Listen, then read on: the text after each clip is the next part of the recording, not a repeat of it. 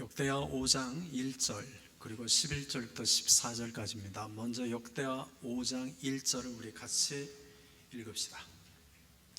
솔로몬이 여호와의 전을 위하여 만드는 모든 일을 마친지라. 이에 솔로몬이 그의 아버지 다윗이 드린 은과 금과 모든 기구를 가져다가 하나님의 전 곳간에 두었더라. 11절부터 14절까지 한 절씩 교독합시다. 이때에는 제사장들이 그 반열대로 하지 아니하고 스스로 정결하게 하고 성소에 있다가 나오매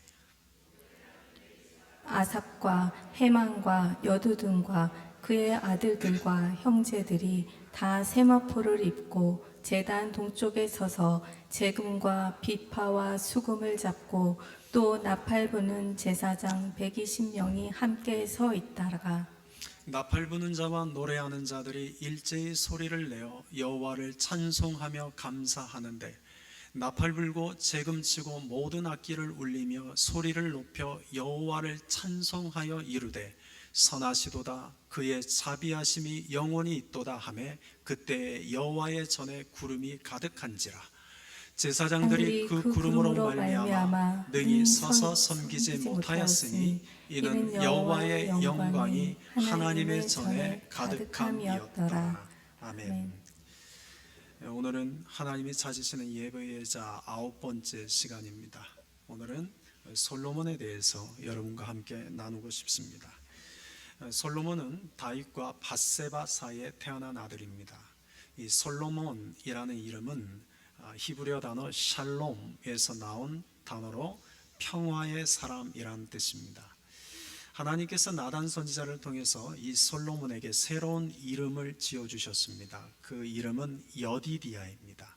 여디디아는 여호와께 사랑을 입은 자, 하나님께 사랑을 받는 자라는 뜻입니다. 하나님은 솔로몬을 그의 이름답게 많은 사랑을 베풀어 주셨습니다. 그리고 그가 사는 날 동안 평화의 세상을 누리게 하셨습니다. 또 그가 다스리는 예루살렘에는 은이 돌처럼 흔할 정도로 경제적 번영도 주셨습니다. 솔로몬이 하나님께 지혜, 평화, 번영이라는 복을 받았습니다. 하나님께서 솔로몬에게 이와 같은 복을 주신 것은 솔로몬이 하나님께 드린 예배를 통해서입니다. 우리가 예배를 그래서 예배에 대해서 매주 살펴보고 있는데요. 우리가 예배를 존귀하게 여겨야 할 이유가 여기 있습니다. 솔로몬은 예배를 통해서 하나님께 복을 받은 자였기 때문입니다. 오늘은 이 예배의 관점에서 솔로몬에 대해 함께 살펴보려고 합니다. 솔로몬의 인생은 인생의 전반기와 후반기로 구분이 됩니다. 근데 오늘은 인생의 전반기에 대해서만 여러분과 함께 나누겠습니다. 솔로몬의 인생의 전반기는 온전히 하나님을 예배하는 삶이었습니다. 역대하 8장 12절부터 13절을 보면 그는 매일 정해진 일과에 따라서 매일같이 하나님께 번제를 올려드렸습니다. 그리고 정해진 절기를 꼬박꼬박 철저하게 지켰습니다. 솔로몬은 누구보다도 예배를 사모하는 자였습니다. 그리고 그는 하나님께 예배를 드릴 때 진심이었습니다. 여러분, 하나님께 예배 드릴 때 진심으로 드리는 자가 있고 하나님께 예배를 드릴 때 형식으로 습관으로 드리는 자도 있습니다. 근데 솔로몬은 하나님께 드리는 그 예배를 진심으로 드렸습니다. 그래서 하나님께 복을 받았습니다. 성경에 기록된 많은 믿음의 사람들은 하나같이 하나님을 예배하는 일에 진심이었습니다.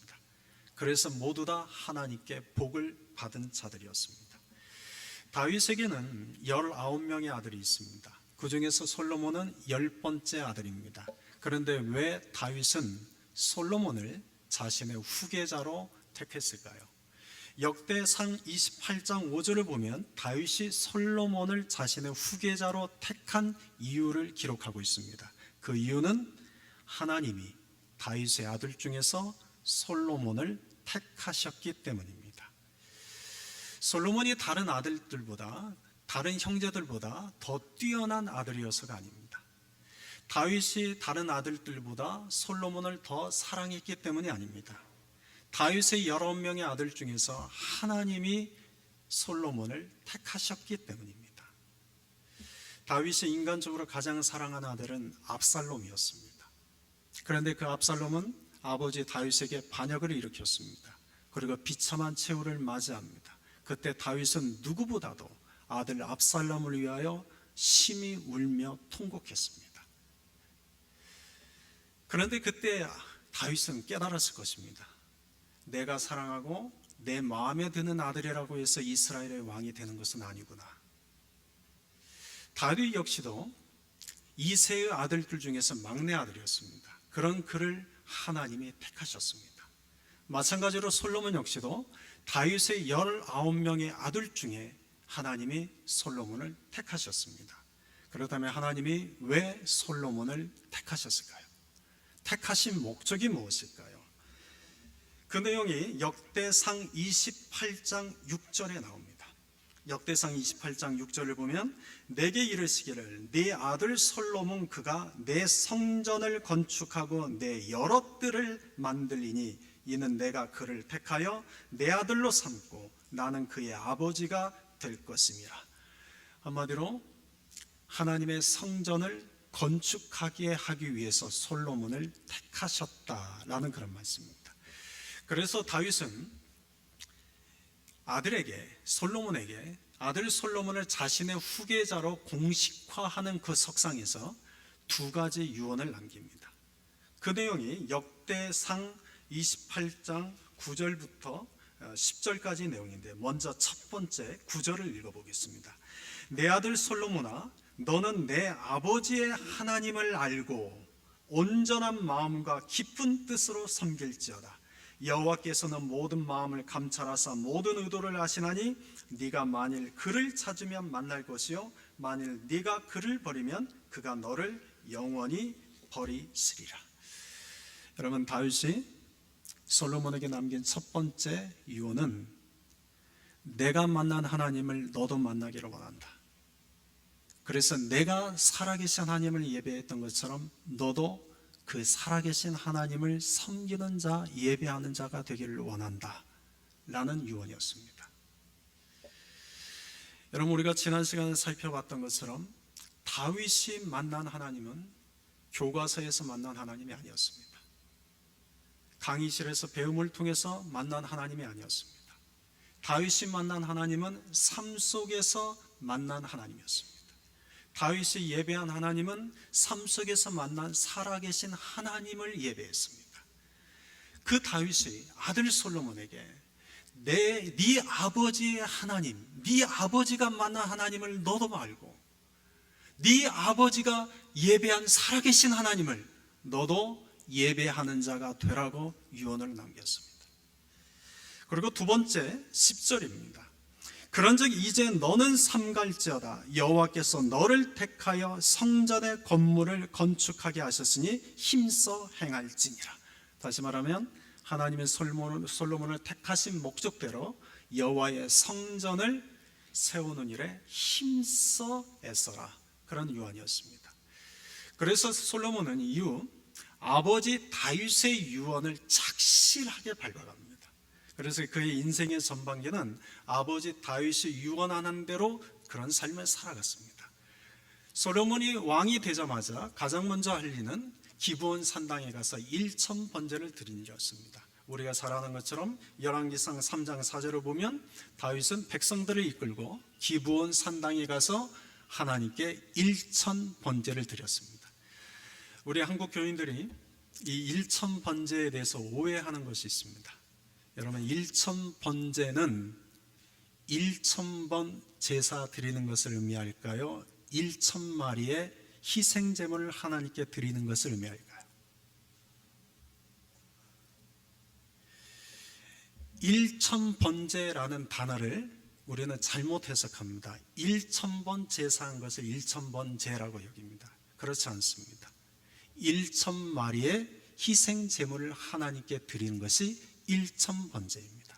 그래서 역대기 하 1장 6절에서는 이를 정확하게 번역하고 있습니다.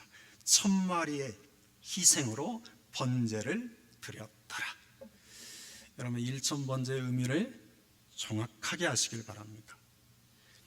솔로몬이 하나님께 왕이 되자마자 1,000번제를 드린 것에는 두 가지 특징이 있습니다. 하나는 그 아버지 다윗을 보고 따라했다는 겁니다. 다윗이 죽기 전에 이스라엘 백성들을 모두 다 불러 모았습니다. 그리고 그들에게 마지막 유언을 남기기를 너희는 너희 하나님을 송축하라.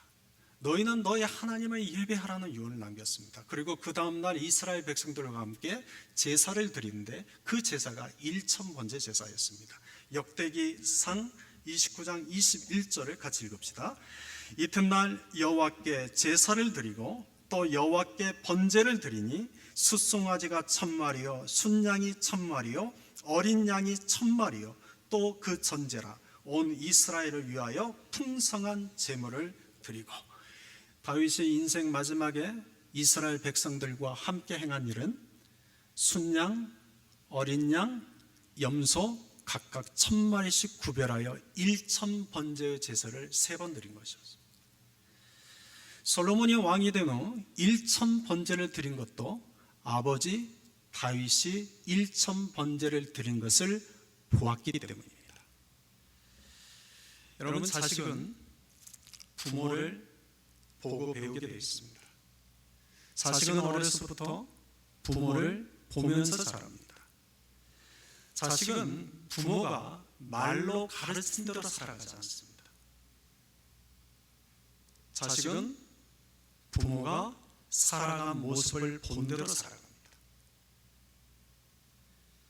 부모가 자식들에게 말하는 것과 자식들이 살아가는 삶이 다를 때 일관성이 결여가 됩니다. 여러분, 이 일관성이 없는 것을 우리가 조심해야 됩니다. 예컨대 자식들에게는 거짓말하지 마라, 정직해야 된다라고 말하면서 부모는 그렇지 못합니다. 자식들에게 싸우지 마라 말하면서 부모는 싸웁니다.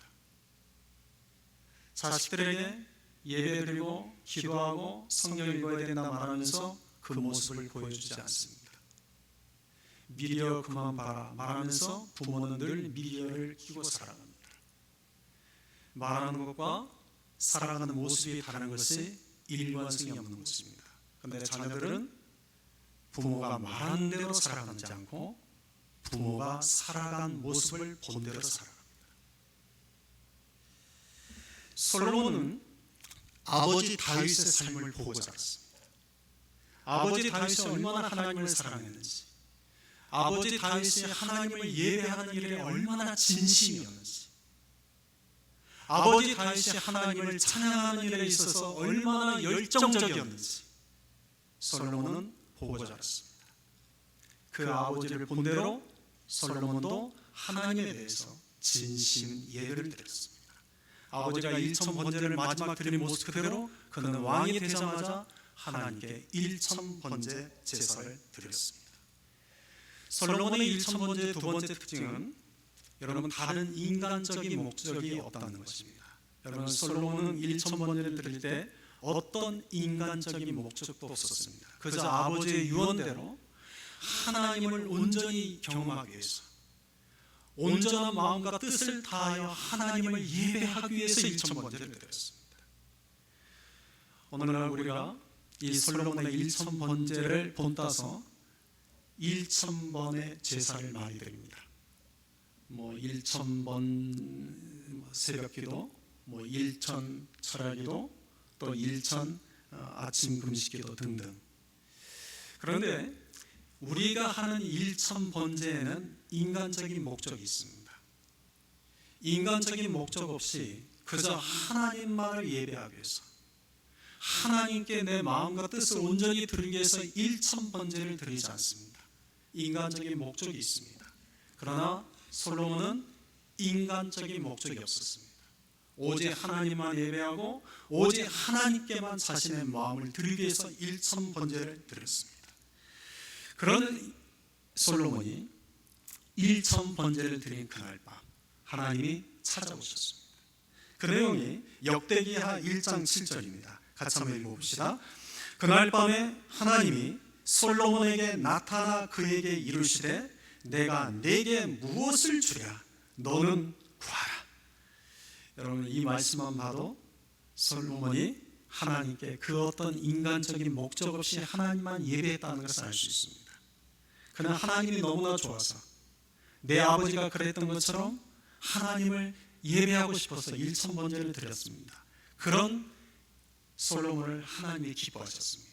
그래서 그날 밤 솔로몬을 찾아오셔서 하나님이 먼저 말씀하십니다. 너 내가 무엇 들어줄까? 내가 너를 위해서 무엇을 해줄까? 말만 해. 제가 책상에 앉아 있는데 제 막내 아들 녀석이 제 곁에 오더니 제 어깨를 안마해 주는 겁니다. 얼마나 시원하든지요. 제가 그 아이에게 시킨 것이 아닌데 제 곁에 와서 제 어깨를 안마해 주는 그 아이의 마음이 느껴지니 아빠로서 마음이 너무나 기쁘더라고요. 그래서 그 아이에게 그랬죠. 아들, 아빠 뭐 사줄까? 말만 해.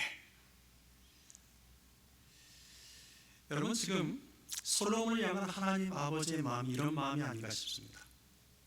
하나님 지금 너무 마음이 기쁜 겁니다. 다른 사람들은 다 하나님께 목적을 가져가서 예배를 드립니다. 그런데 솔로몬은 인간적인 목적이었습니다. 하나님만을 향하여 진심을 다하여 예배하는 그 마음 하나 가지고 나갑니다. 그 마음을 하나님이 너무나 기쁘셨습니다. 그래서 먼저 하나님이 말씀하십니다. 아들, 말만 해. 내가 다 들어줄게. 그러자 솔로몬이 하나님께 한 가지를 구합니다. 지식과 지혜를 구합니다. 그래서 하나님이 솔로몬에게 이렇게 말씀하십니다. 역대기야 1장 11절과 12절입니다.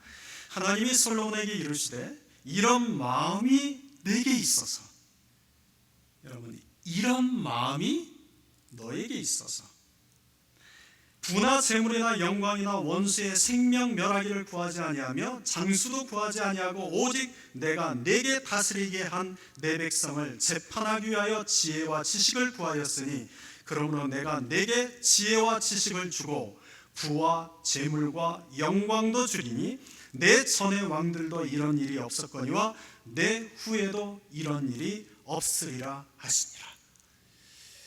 이런 마음이 너에게 있어서 하나님이 솔로몬의 마음을 보셨습니다. 그런데 그 마음이 하나님 아버지를 너무나 기쁘게 했습니다.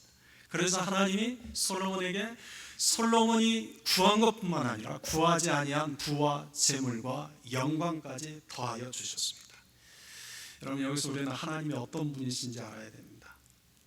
하나님을 책에서만 본 사람은 하나님은 늘 공평한 분이죠. 하나님 누구에게나 똑같이 사랑하시는 분이야. 여러분, 책에서만 본 사람은 이것밖에 모릅니다. 그러나 하나님을 삶 속에서 경험한 사람은 하나님은 마음에 기뻐하기 시작하면, 하나님은 마음에 들기 시작하면 하나님이 먼저 우리에게 다가오셔서 내가 너에게 무엇을 줄까? 말해봐. 우리가 구한 것뿐만 아니라 구하지 아니한 것까지도 넘치도록 주십니다. 여러분, 하나님은 공평하신 하나님이시지만 하나님은 편애하신 하나님이십니다. 다윗은 이 하나님을 만났습니다. 솔로몬도 이 하나님을 만났습니다. 저는 우리 모두가 이 하나님을 만나게 되기를 바랍니다. 예배를 통하여 살아계신 하나님을 만나고 예배를 통하여 하나님께 복을 받은 솔로몬처럼 우리도 그와 같은 은혜와 복을 받을 수 있게 되기를 소망합니다. 솔로몬의 예배를 통하여 하나님께 지혜의 복을 받았습니다. 그러자 그 지혜의 복을 받아서 가장 먼저 한 일이 하나님을 위하여 성전을 세우는 일이었습니다. 역대기야 3장과 4장을 보면 솔로몬이 7년 6개월 동안 여호와의 성전을 건축하는 일을 합니다.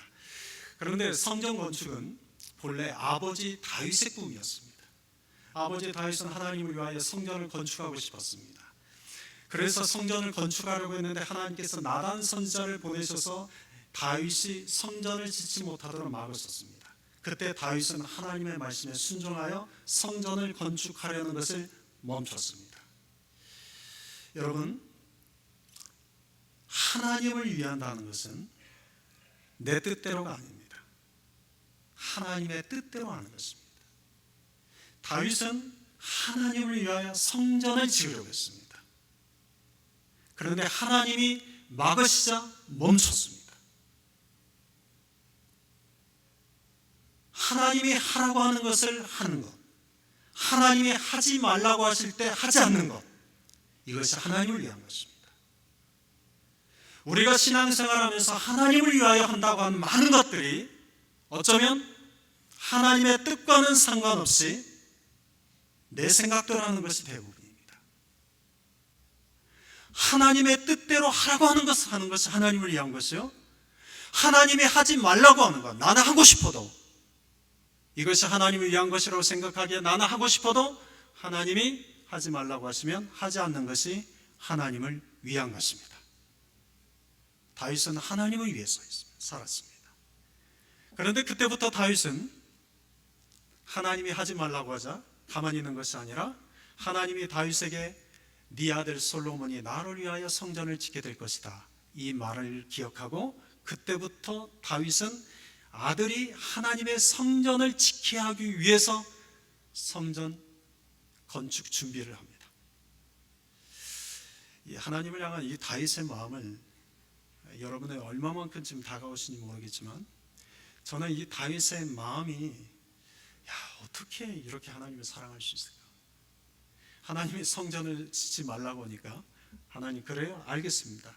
그러나 하나님의 성전을 위해서 그러면 제가 이 성전을 지으시는 준비라도 하겠습니다. 근데 하나님이 그거 막지 않으셨어요.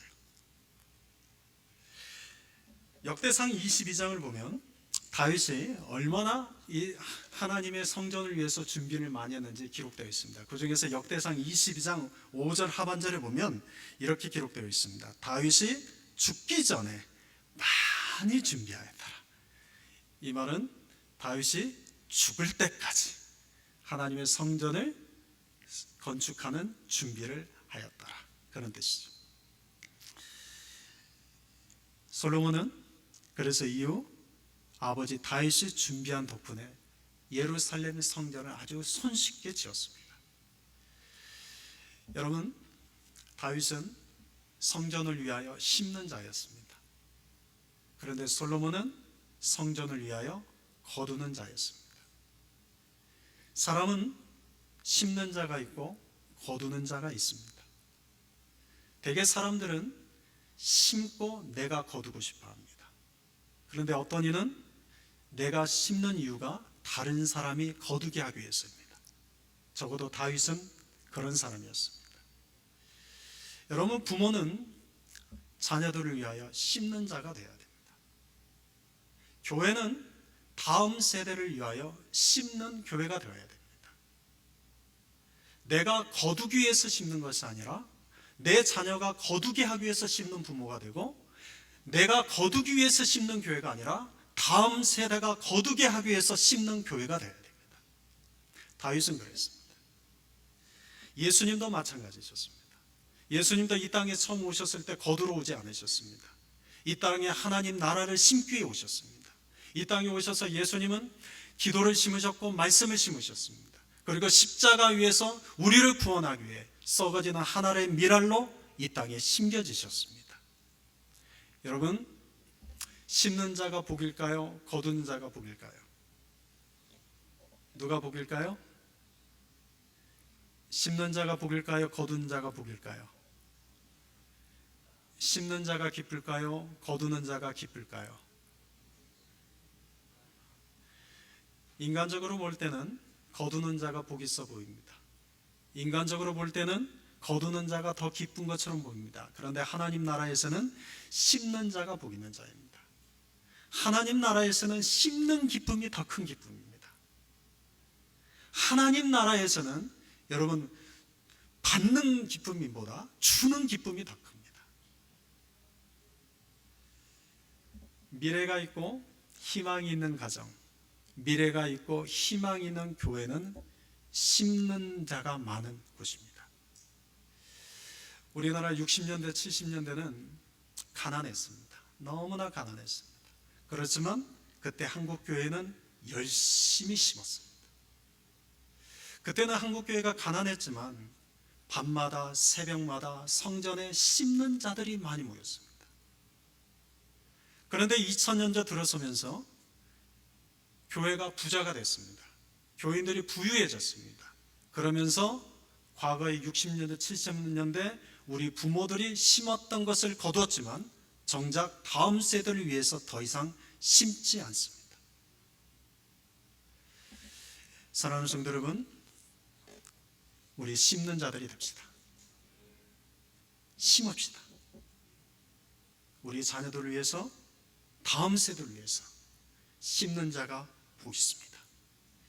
솔로몬이 7년 6개월에 걸쳐서 예루살렘 성전 건축을 완성했습니다. 그리고 예루살렘 성전에서 이제 첫 예배를 드립니다. 여러분, 하나님을 위하여 예루살렘 성전을 인류 역사상 처음으로 완성을 하고 이제 그 성전에서 첫 예배를 드린 이 감격스러운 장면이 역대기하 5장에 기록되어 있습니다. 먼저 1절을 보면 예루살렘 성전을 여호와의 전이라고 부릅니다. 여러분, 여호와의 전이라는 의미는 여호와께서 주인 되시는 곳이라는 뜻과 또 하나는 여호와께서 거하시는 곳이라는 뜻입니다. 근데 이 여호와의 전을 이제 다 건축하고 이제 그곳에서 첫 예배를 드립니다. 여러분, 첫 예배를 드릴 때 솔로몬도 제사장도 레위인들도 그때 그들의 마음이 어땠을까요? 어땠을까요? 예, 막 설레기보다 전 두렵고 떨렸을 것 같습니다. 설렘도 있었지만 두렵고 떨렸을 것 같습니다. 하나님을 위하여 살아계신 하나님께 첫 예배를 드리러 나갈 때 그 마음은 여러분 두렵고 떨림입니다. 이 자리에 첫 설교하러 올라온 분, 이 자리에 첫 대표 기도를 하기 위해서 올라오신 분, 이 자리에 첫 찬양을 인도하기 위해 서는 분, 여러분 그때 그 마음은 두렵고 떨림입니다. 제사장들도 레위인들도 솔로몬도 모두 다 두렵고 떨리는 마음으로 첫 예배를 준비했을 겁니다. 그런데 11절에 보면 제사장들이 이 첫 예배를 위해서 많은 것을 준비했을 터인데 딱 하나만 기록합니다. 그 내용이 11절에 스스로 정결케 하고 라는 말입니다. 여러분, 첫 예배니 얼마나 많은 준비를 했겠습니까? 첫 예배를 드리니 얼마나 많은 준비를 했겠습니까? 그런데 무엇을 준비했는지는 다 기록하지 않고 딱 하나만 기록해 둡니다. 스스로 정결케 하였다. 무슨 말입니까?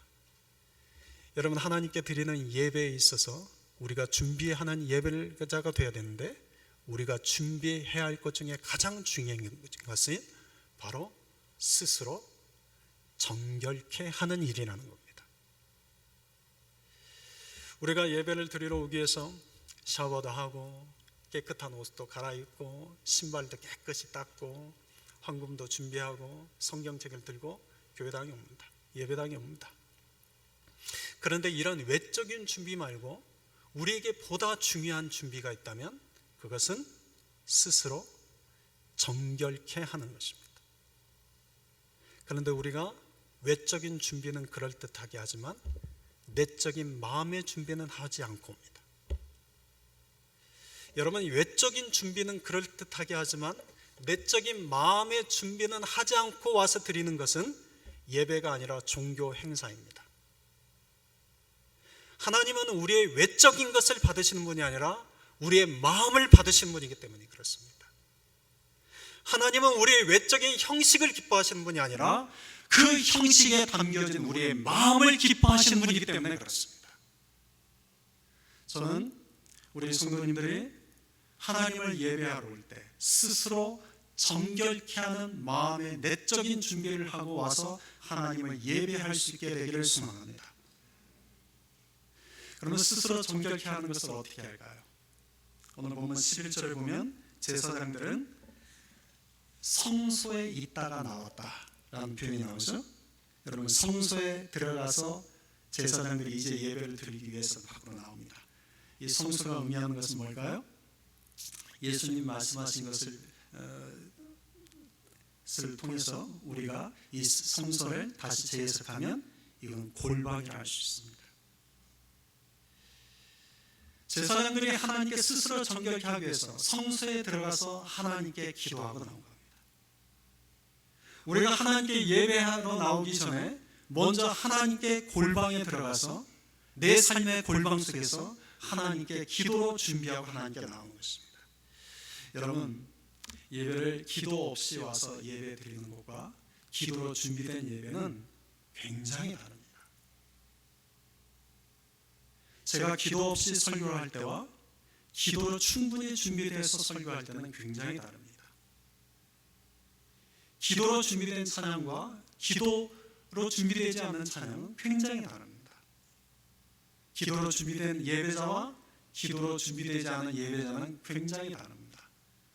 사랑하는 성도 여러분, 기도로 준비하는 자들이 됩시다. 기도로 준비하고 하나님께 나와서 예배합시다.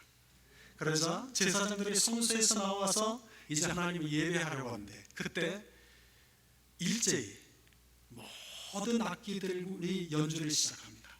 그리고 일제히 레위인들이 하나님을 찬양하기 시작합니다. 여러분, 이 장면을 머릿속에 한번 상상해 보십시오. 제사장들이 두렵고 떨리는 마음으로 성소에서 마음의 준비를 하고 딱 나오는데 그 예루살렘 성전 안에 가득한 제사장들과 레위인들과 백성들이 악기를 연주하고 하나님을 찬양하기 시작합니다. 그런데 그 찬양의 내용을 보십시오. 뭐라고 찬양하는지 봅시다. 13절에 뭐라고 되어 있는지 같이 읽어봅시다. 선하시도다 그의 자비하심이 영원하도다. 여러분, 하나님을 찬양하는데 그 찬양하는 가사의 내용을 보십시오. 뭐라고 되어 있습니까? 선하시도다 하나님이 영원하시도다. 하나님의 자비하심이 영원하도다. 여러분, 하나님께 올려드릴 우리의 찬양의 내용은 이런 하나님이어야 됩니다. 하나님을 우리가 경배해야 할 내용의 주제가 있다면 그것은 오직 하나님이어야 됩니다. 하나님의 임재, 하나님의 속성, 하나님의 영광, 하나님의 행하신 일, 여러분, 우리의 찬양은 하나님께로 우리의 마음에 올려져야 됩니다. 이사야서 6장을 보면 이사야가 우시아 왕 때 예루살렘 성전에 갔다가 하나님을 예배하는 천사들의 예배를 환상으로 보게 됩니다. 그때 빛나고 높은 모자 위에 앉아 계신 분 옆에 천사들이 둘러서서는 그분을 높이 계신 분을 높은 모자에 앉아 계신 분을 찬양하기 시작하는데 그 찬양의 내용이 이사야서 6장 4절입니다. 거룩하다 거룩하다 거룩하다 만군의 여호와여 그의 영광이 온 땅에 충만하도다. 요한계시록 4장에서도 사도 요한이 하늘나라에서 올려지는 천상의 예배를 환상으로 보게 됩니다. 그때도 어린 양이신 예수님의 보좌에 앉아 계시는데 그 주변에 천사들이 밤낮 쉬지 않고 어린 양 예수님을 찬양하는데 그 찬양하는 내용이 요한계시록 4장 8절에 이렇게 기록되어 있습니다. 거룩하다 거룩하다 거룩하다 주 하나님 곧 전능하신 이여 전에도 계셨고 이제도 계시고 장차 오실 이시라. 여러분, 지금 마음들이 누구를 향하여 올라가고 있습니까? 하나님을 향하여 올라가고 있습니다. 하나님께 드려질 예배의 찬양의 중요한 것은 가사입니다. 그런데 그 가사의 내용은 사람을 향하고 나를 향하는 것이 되서는 안 됩니다. 그건 복음성가입니다. 하나님을 향한 경배송은 우리의 마음이 하나님을 향하는 것이어야 됩니다. 하나님께 우리의 마음이 올려지는 것이어야 됩니다. 여러분, 상상해 보십시오. 지금 이스라엘 백성들이, 제사장과 레위인들이 예루살렘 성전에서 첫 예배를 드릴 때 저들은 두렵고 떨리는 마음으로 스스로 정결케 하기 위해서 하나님께 많은 기도를 하고 지금 성전에 모였습니다. 그리고 성전에 모여서 악기가 연주가 시작되고 하나님을 찬양하는데 그 찬양할 때 성도들의 마음이 모두 다 하나님을 향하여 올라갑니다. 하나님을 향하여 올라갑니다. 그 자리에 하나님의 임재가 나타납니다. 여호와의 구름이 그 성전에 가득하였다. 하나님의 임재가 그 성전에 가득하였다. 그래서 14절에 보면 제사장들이 그 구름으로 말미암아 능히 서서 섬기지 못하였으니 이는 여호와의 영광이 하나님의 전에 가득함이었다. 여러분, 제사장들이 지금 첫 제사를 드립니다. 첫 예배를 인도합니다. 그런데 여호와의 영광이 가득해서 능히 서서 제사를 드리지 못하였다. 무슨 말입니까? 그 제사 인간적으로 보면 실패한 예배입니다. 제사장이 서서 예배를 인도해야 되는데 능히 서서 예배를 인도하지 못할 만큼 여호와의 영광이 가득했습니다. 인간적으로 보면 그 예배는 실패한 예배입니다. 그러나 그 예배는 여호와의 영광이 있었고 여호와의 임재가 있었기에 성공한 예배입니다. 저는 이 대목을 묵상하면서 제 인생에 이걸 한 번이라도 경험해 봤으면 좋겠습니다. 저는 매주 이 자리에 서서 예배를 인도하는 자입니다. 그런데 제가 예배를 인도할 때 단 한 번이라도 여호와의 임재가 이곳 가운데 가득해서 제가 더 예배를 인도하지 못하는 것입니다. 여러분, 이 자리에 여호와께서 임재하시면, 이 자리에 하나님의 영광이 가득하면, 이 자리에 성령으로 충만하면 제가 설교하지 않아도 괜찮습니다. 여러분, 이 자리에 하나님의 영이 가득하면, 이 자리에 하나님의 성령이 우리의 마음 가운데 충만하게 임재하면 여러분, 어떤 형식을 따라가지 않아도 괜찮습니다. 이미 그 예배 자체가 성공한 예배요, 그 예배는 성공한 예배자이기 때문에 그렇습니다. 하나님의 임재가 가득한 곳에는 여러분, 어둠이 들어설 자리가 없습니다. 하나님의 임재가 가득한 곳에는 두려움, 걱정, 염려, 불안이 들어설 자리가 없습니다. 하나님의 영이 가득한 그곳에는 우리 인간의 여러 가지 복잡한 생각들이 춤을 출 수가 없습니다. 하나님이 온전히 우리를 사로잡기 때문입니다. 사랑하는 성도 여러분, 솔로몬이 완성하는 예루살렘 성전에서 드린 첫 번째 예배는 성공한 예배였습니다. 저는 우리가 이 성공한 예배, 우리도 성공한 예배를 드리기 위해서 우리가 함께 마음을 모아갔으면 좋겠습니다. 그건 저 혼자 저만의 노력으로 되지 않습니다. 여러분들이 저와 함께 마음을 함께 모아주시기를 부탁드리겠습니다. 주님께 나올 때 여러분 스스로 정결케 하고 기도로 준비하고 나오십시오. 그리고 하나님을 예배할 때, 하나님을 찬양할 때 우리의 마음이 하나님께 향하도록 우리의 마음을 하나님께 올리십시오. 하나님께 올리십시오. 그럴 때 그 자리에 하나님의 임재, 하나님의 영광이 가득할 것입니다. 오늘 말씀을 마무리하고 마치겠습니다. 여러분, 솔로몬은 왕이 된 후 1000번째 제사를 통해서 하나님께 복을 받았습니다. 그 이유는 솔로몬이 드린 1000번제는 진심으로 드린 예배였기 때문입니다. 인간적인 목적이 없습니다. 솔로몬이 7년 6개월에 걸쳐서 완성한 솔로몬 예루살렘 성전에서 드린 첫 번째 예배도 복을 받았습니다. 그 자리에 여호와의 영광, 여호와의 임재가 가득한 복이 있었습니다. 그럴 수 있었던 것은 그 예배는 모두가 다 한 마음으로 스스로 성결케 함으로 준비한 예배요, 모두가 다 하나님께 마음을 찬양으로 올려드리는 예배였기 때문입니다. 우리 모두 솔로몬처럼 예배를 통하여 복을 받는 자, 우리 교회가 하나님의 임재가 가득한 복을 받는 우리 교회가 될 수 있기를 주님의 이름으로 축원드립니다.